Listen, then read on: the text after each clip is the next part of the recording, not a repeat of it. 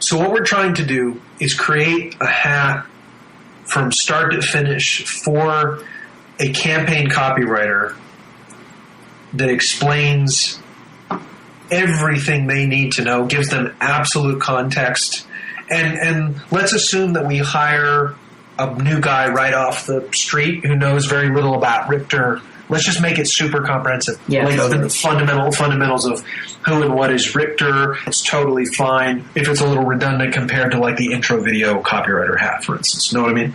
Yeah. So what I'm observing, and what Robert and I talked about in detail earlier in the week, is that people will obsessively try to change the product just in a kind of an amazing way. And so a big part of this particular hat is selling the copywriter so completely on the value of it and the actual value proposition of it. What is it exactly? What does it do? Why is it important? Getting them to have a crystal clear understanding of how it's used both on the marketing side and by individual salespeople, that person can come in, for instance, when they're in a meeting and they get riddled with questions and considerations and pushback and saying, well, we don't really want to do that. Like in the meeting yesterday, we did a conference call with the CEO of the company, and the guy that I was working with was totally sold on the value of the campaign, and their head VP of sales loved the idea, but he wasn't available yesterday. And the CEO loves his products. He's built the company from the ground up. He's an engineer, and he's always sold their products. So he just wants more product videos, essentially. And they've already done a ton of videos, and they've spent crazy money on live videos and things like that. So I had to really go in and over and over again explain what a campaign was and the value of it. And I just felt like an absolute broken record. And I was super polite and diplomatic about it. And I kept saying, we want to create 50 more marketing videos for you. Absolutely. Like, this is long-term partnership. Let's totally talk about that. That's not what this product is. It's sales enablement. It's designed to mirror your sales process. So the first thing that a copywriter has to do is map out the client's sales process. Now, just so you know, every single campaign so far that we've done for every single company, their sales process is exactly like ours. So for B2B companies, if you've got a sales team that has to get signed paperwork, if you're not selling a widget on Amazon, then the process pretty much is the same. You get a lead in the door, you do a discovery, whether it's in-person meeting, phone call, WebEx, whatever. You figure out what they need and want, what works for them, which of your products and services are a good fit. You put together a formal proposal, you send it, you review that proposal, you then sell and handle objections and considerations and do whatever is needed on that to push through until they're ready to actually pull the trigger. You get signed paperwork in the door, you process that, and then you formally pass the baton to your production team, whatever's involved in that. You do an actual thorough handoff of that. So the process is, for every client we've ever met with so far, it's been identical. So there's no reason to think. I think it would be, I almost can't think of how else it would work. That kind of is the basic concept. But for this client, for instance, that I met with yesterday, they basically cover three things for international trade. So if you're a company like Donna Karen, New York, they source raw materials in one country. They send those raw materials to another country where they are turned into clothes, and then those clothes are sold all around the world. And depending on what countries are involved in the making of those clothes, there are different tariffs and basically import taxes that they have to pay in various countries, depending on what those countries' agreements are with the source countries where the stuff is made or where the raw materials come from. And they have to make sure that they're not using slave labor and things like that, that their vendors are being ethical and up to international standards and things like that. And most companies handle this with spreadsheets and by throwing people at it. So 20 years ago, 15 years ago, 10 years ago, the solution to globalization, to being competitive, was to outsource everything to China and countries like that. So the way to stay competitive 10, 15, 20 years ago was to slash your manufacturing in the U.S. And I remember this, and it was painful, and it was a cultural experience. And all these jobs went overseas to Mexico and to Latin America and to Asia and South Asian places like that. Now that cycle, that wave has kind of crested, and everybody's doing that, and the world has kind of caught up. China has this burgeoning middle class that's coming into being that doesn't want to work for no money anymore. And so now people are starting to outsource to places like Vietnam and Cambodia and Laos, and the cycle's sort of going again, but those countries also, like, that's not going to last forever, and they've got to come up to international standards in terms of labor laws and things like that. So it's complicated doing international business like this, to say the least. And the way that they've solved the problem in the past is just hiring more people, because in Vietnam, you can hire literally 10 admin people for the price of one person in the U.S. But that at some point also becomes, once that is your operating basis and all your competitors also have that operating basis, you then no longer have any sort of competitive advantage. So automation is the future. There's no question about it. It does make the whole process much simpler.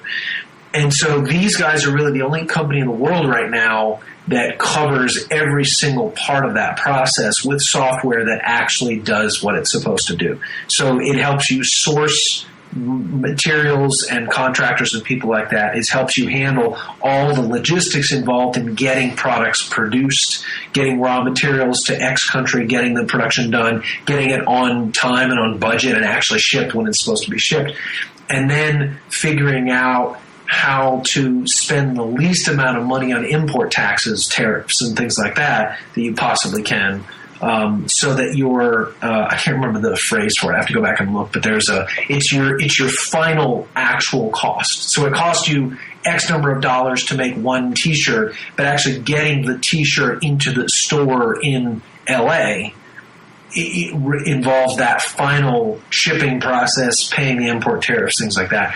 And what their software does is you describe what you're doing, and it automatically calculates the minimum taxes and the right way to file your paperwork and things like that. So it's incredibly comprehensive what they do, but at the end of the day, it's actually really simple. They help with those three things. So this client sent me literally 30 PDFs. And all of their material, all their PowerPoints are like literally 50 pages. And I was like, oh my God. I was, I'm tired, I'm jet lagged, I've been traveling in Taiwan. It's like, I'm getting my ass kicked. And I'm like, really just having to put it there. Like, just be there comfortably and be willing to experience this crush of data and information. All the while beginning to piece together in my own mind, thinking over and over again, so how does this apply to the campaign? Where does this fit in? What's the senior data? And so the copywriter's job is really to go there in person, make a great impression, be the stable datum in the confusion. Because whatever the PR is, the client is confused. It's overwhelming. It's this glut of data. They're not organized about it. That's why they hired us, no matter what they say. And it's been true every single time so far. So they're great companies. They're doing well. They're doing something right. But they absolutely don't have the data of what a campaign is and what it can be and what it does. And so the copywriter's job is to never, never, never get buried under considerations and data and other viewpoints. He's constantly keeping his eye on that senior datum of, this is what we're doing, this is what we're building, this is what we're creating, and it does work. And so what we're going to do, so the first step is mapping out the 12 videos. And in the hat, I'd like to lay out and really articulate and give an example of each video. And we've done that in the promo materials. Like in the latest contract, it pretty much does that. But I'd like you to revisit that in a new unit of time one more time and make sure you feel like, is it crystal clear what each video does and how it's different than every other video and things like that? And make sure that we're really getting the product on that. So they articulate the 12 videos for that client. And we want to be flexible on the videos for the client without being flexible about what the campaign is. And what the campaign is a series of videos and email templates that mirror their sales process. So I told you all about that client to explain that for this particular client, we do have some explaining to do. There is some educating to do, and there's different modules that govern each of the 3 steps of their process that I described. So for this client, we're going to do, instead of one video that explains the product or service, we're going to have at least 3 product videos. We're just going to have those. And what that may end up meaning for that client is that we don't end up doing quite the same kind of thank you video that we do for a standard campaign. For instance, we may just have to kind of eat that one up so that we have enough wiggle room to create individual product videos. But even the individual product videos are going to be done from the standpoint of, this is a turnkey comprehensive solution. Because not all their clients buy the whole package. Some people cherry pick, like they get stuff a la carte. But ultimately, they really want to be selling the whole solution, just the way that we want to sell strategic relations to every client, not just one intro video, right? So the ability to articulate what the 12 videos is for that client in a way that is in keeping with the spirit of a campaign, that we would all look at it internally, and you as qual director would look at it and say, yeah, that's a Richter campaign. And at the same time, not being so robotic about it that it's just sort of a cookie cutter exercise, because at the end of the day, we want their sales guys to be like, I love you guys. Like, I don't know who you are or where you came from, but nobody's ever given me a tool like this before. And there's an element of salesmanship that goes into that as well. You have to generally win over the salespeople, because so far it hasn't been like the VP of sales that's sold on it. It's like right now, the guy I was dealing with yesterday was a marketing guy, and there's that whole disconnect between marketing and sales. So that's honestly, that's my big concern with having somebody else go in and do this. It's not that they can't write. My concern is, can he go in and hold the line as he's just getting pummeled with questions and considerations and other viewpoints, and let's go change it to this and this and this. So I want to I want part of the hat to prepare them for that experience and to expect it and welcome it. Because it's funny, even if Robert and I hadn't had the phone call that we had earlier in the week where he really pumped me up about it again and said, hey, you got to do it like this. If he hadn't done that, I probably would have been more flexible and diplomatic about it. But I went in ready to play ball and ready to bring on that consideration. I'm excited to handle it. And because I did that, I handled it really well. And the CEO was totally on board by the end of the call that we had. You said you were a broken record in handling it. How did you phrase that? What did you say? Essentially that we've made literally thousands of videos for clients in every industry and vertical you can imagine. We love making marketing videos. We love making explainer videos. We love making product-centric videos. And we'd love to talk with you about that. And we want to be your partner for the long term. This campaign specifically is a sales enablement and a sales process tool. It's not just the videos. It's the whole deliverable. And what we've observed is when we deviate from that deliverable, we're no longer delivering a campaign. We're delivering a series of marketing videos. And we want to create 100 marketing videos for your company. But for the campaign, in order for it to work, what we've observed through lots of trial and error and real-world experience with many, many clients is that we need to stick to your sales process and what your sales team needs.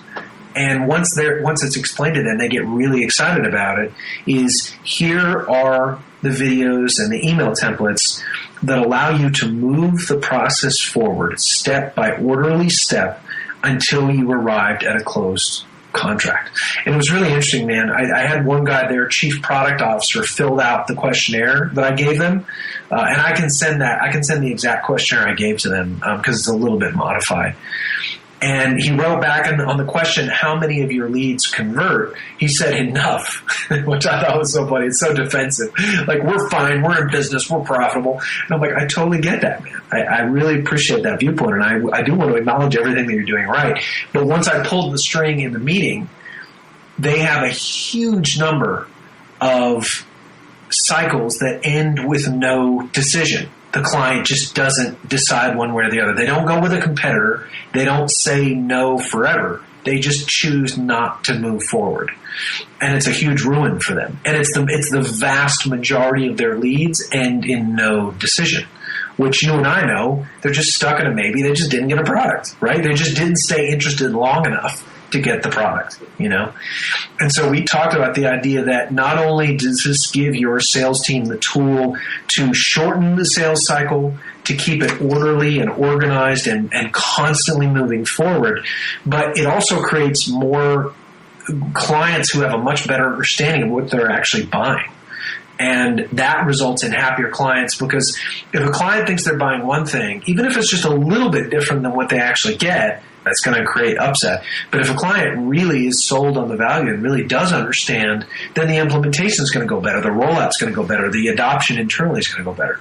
So all those factors come in, and it's really important to articulate that to the client, that this is a workable, turnkey product that has to be delivered as that, or it's just not going to be as effective. But we totally want to do your million other marketing videos. Like, it's not one or the other. It's absolutely both. But for this product, we've got to keep the integrity of it in. And was there a particular method or something you found effective to finding the ruin or peeling back that defensiveness? If, let's say, the person who bought the campaign is not the one you're actually working with, and they're a little bit standoffish about some guy coming in to tell them how to do it or something, how did you disarm that? It's funny. They've paid a lot of money to us. They expect that. And I put it there. I'm really diplomatic about all of it. It's like, look, you know your audience. I'm here. My job is only to advocate for your prospect. The thing that I say two things. We're really good at two things as a company. Taking a huge amount of data and really boiling it down into the most workable elements. And so I said, once you've got all 12 videos done and you watch them back to back, they look simple. That's the point, is that it's supposed to come across in a very straightforward way that makes it look easy. The end product makes it all look easy. Getting there is the challenge. But that's our challenge. That is what we bring to the table. So they know their business. They know the audience. We know the right questions to ask.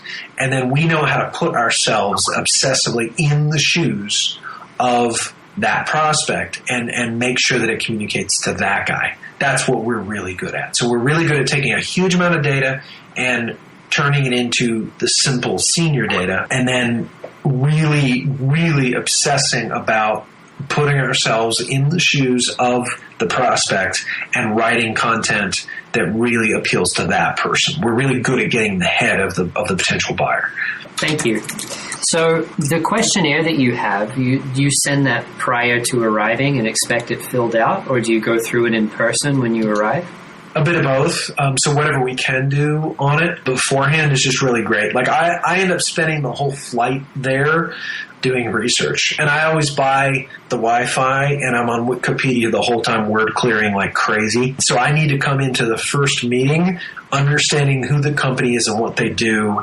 I don't know everything. And I also say, I sort of make a joke. I say right off the bat, I'm never scared to look like an idiot or ask a stupid question, so I might ask some obtuse questions. Please expect that. So I haven't asked an actually stupid question to date, but I put them at ease so that they're not sort of looking at it constantly like, oh God, is this guy going to get it? Or if I say one thing that makes it clear that I don't understand their industry the way that they do, they're at ease about it. It's like, yeah, of course, the guy's coming in and learning. You know what I mean? Yeah. So what is the attitude? What is the right balance of altitude, and how do you approach that? You read the room on it. I tend to just be a super nice guy who knows what the hell I'm talking about. And they have hired us to be consultants. They expect that we're going to bring things to the table, that we're not going to sort of say, well, what do you guys think? That would actually create an upset on their end. You know what I mean? You read the room on it. It's tough to say. And I'm not trying to create clones of me either. And I will say that going through this hat and feeling really confident about it, and then preparation, you're going to bring that level of altitude in because you're going to be really prepared. Yeah. So I wondered if you could please elaborate on this concept of clients trying to change what a campaign is and how you deal with that. So when you go to meet with a client, what you're going to hit up against over and over and from every angle, and possibly from every individual that you meet with or who needs to sign off on scripts and things like that, is a sort of obsessive need to try to change what the campaign is into something that they understand. So the campaign, when it's done and when it's done really well, it's actually a very simple thing. But like so many things with Richter, we've thought of something that apparently nobody else has ever thought of. So there's a novelty to it. So we live and breathe it every day. But on the client side, they're constantly trying to get their head around it, and they tend to make it much more complex than it needs to be. And they tend to try to alter it into something that they are more familiar with. So the normal thing that you're going to hit up against is they're just going to try to create a series of marketing videos, for instance.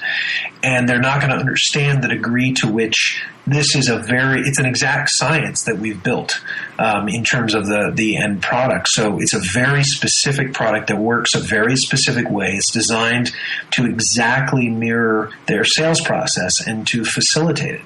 And so we're coming in as much as a consultant as anything. So when you arrive, you're truly not just a copywriter. You are a business consultant coming in, understanding and helping them articulate, probably in a way that they never have before, exactly what their sales process consists of.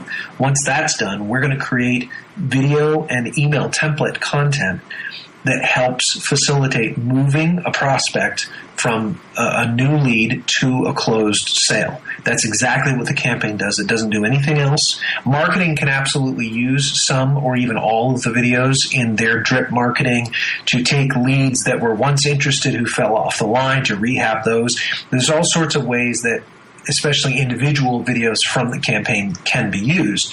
But again, that's not the primary purpose of the campaign.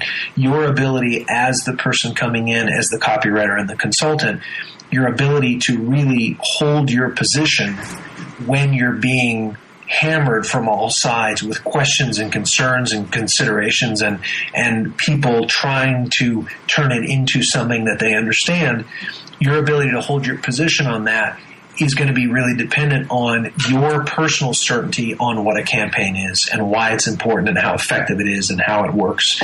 And then your understanding of the client's company and their process and the ability to come prepared in terms of the research that you've done ahead of time, and then your ability to ask the right questions and steer the conversation back. And you may end up feeling like a broken record as you talk about it, but your level of enthusiasm and your personal sense of certainty on how effective the right campaign can be is the thing that will cut through all that and will keep everybody on the right path. So you're really in some ways sort of a tour guide, and they're going to try to go off and chase butterflies, and you have to gently remind them that they might get eaten by a tiger if they go too far off the path. But if they stay with you and keep focused, and you're able to sort of run the show and the process in a very diplomatic way, by asking the right questions as much as anything, that the end product will be what we know and have seen to be workable, and they'll be very pleased with it, and their sales guys will get what they need out of it. Perfect. One thing I wanted to ask you specifically is digesting a bunch of information and distilling it down. You say Richter is really good at it, and we are, but if I boil it down to our experience, a lot of that is actually you being good at doing that. What successful actions do you have for taking an enormous amount of information or a bunch of white pages or the confusion that a company might have and boiling it down into the simplicities? It's the cup of coffee drill. It's how to compile a sub-product list. And if we're allowed to, I might even include that policy letter in the hat. And getting people to understand that you work your way backward and constantly keep your eye on the exact mountain that you're climbing. So what's the mountain? The mountain is getting to the top of the mountain is having a Richter standard campaign in place for the client. Having, like when I showed them Welcome to NetScaler, collectively, there were like 5 people between people in the room and people on the conference call. And when they all saw it, they were like, oh, okay. So giving people a sense, having a personal, absolute sense of certainty of what you're building and what you're creating, then it almost becomes not comical, but it's sort of like, yeah, people try to draw you off. You're like, No, I'm not. We're doing this. This is what we're building. I'm not going to go build that. Like, what are you talking about? And you can sort of stay light and focused about it. You know how a guy who's a black belt and 220 pounds of muscle is usually a really nice guy? Because he just can afford to be. Like, nobody's a threat to him physically, right? Yeah. That's kind of how we need to be about it. It's just we're so hatted. We really know what we're doing, and we have that personal sense of certainty. And as we're bringing somebody in, like, we need to have him talk to Robert, who uses it all day, every day, and really walk him through it. And that's a part of sort of the kind of internship or whatever you want to call it of this. You know, I bring a business owner viewpoint, an entrepreneur's viewpoint, a guy who's done some sales and certainly worked with the sales team. So if a copywriter doesn't have that, we're going to need to instill a bit of that, like sort of a salesman's viewpoint, because they're there advocating for the sales team. Because sales guys never get shit like this. It's marketing. There's always a disconnect between marketing and sales. So we're the first people coming in saying these aren't marketing, like 100%. They can be used for marketing, but they are not marketing videos. So I don't know, man. I'm not the smartest guy in the world, but for whatever reason, my ability to take that huge, giant mountain of data and come out with the senior data, I do think I'm unusually good at that. And so I'm trying. The purpose of this hat is to instill that. And I don't know what it takes because I'm not somebody else. Like, I don't know what it would take for somebody else to do that. Okay, good. So I think this is excellent. Is there anything else you wanted to cover in this introduction? No, man. I think if you can begin to put something together that begins to cover what we've just gone over, that's huge. And it will be a long way to being there. And I think I'd rather be more thorough about it. If it takes somebody a week to get through it, so be it. Because it's the future of the company as well. Because the other thing is, the campaign is essentially what we're delivering for strategic relations clients. And if we can get copywriters who can deliver strategic relations campaign, like the campaign in the context of a strategic relations client, and then just campaigns in general, we can grow explosively. Because there's only one of me, you know. So our ability to grow exponentially depends on getting probably ultimately a handful of guys who are just really, really good at this, you know. And it's fun. Like, I feel like I do want to articulate to these guys, this is the bread and butter of what we deliver as a company. Like, the campaign is our value on steroids. That ability to take a crazy amount of data and turn it into senior data and then make it look fantastic and really clearly articulate and communicate it and help them organize their whole sales process. I mean, we are not charging enough money for the value of what it is, you know? So I want them to take a huge amount of pride. I want them to feel like Navy SEALs going in there. You know, like, we're really good at this. And I want to give them the framework. And like, last thing I'll say about it is that it's that spinningness and the sort of swirling confusion, the feeling like you're caught up in a tornado. You push back on that and you just I keep going back to 12 videos, all we're making is 12 videos and the email templates that go along with it. And it actually is simple, but you're flying right into the teeth of a level of complexity and non-confront, which is the reason the client hired us. Because if they could do it, if every company could do it, they would have done it already. You know what I mean? So the ability to come in like a ninja and do that there is a level of altitude that does bring to the table, and it opens up the door to so much more business for them when we do it really well. So it's something to be really proud of. And it is, I say to people, you know, we're not a video production company, we're a communication company. This is the ultimate example of that. Because the production team, the animator is going to do a great job, and they're going to go with the branding guidelines, and we're going to make great videos. But the ability to come in and understand what the hell they do and then turn it into a campaign, Richter is special, and it deserves to be acknowledged.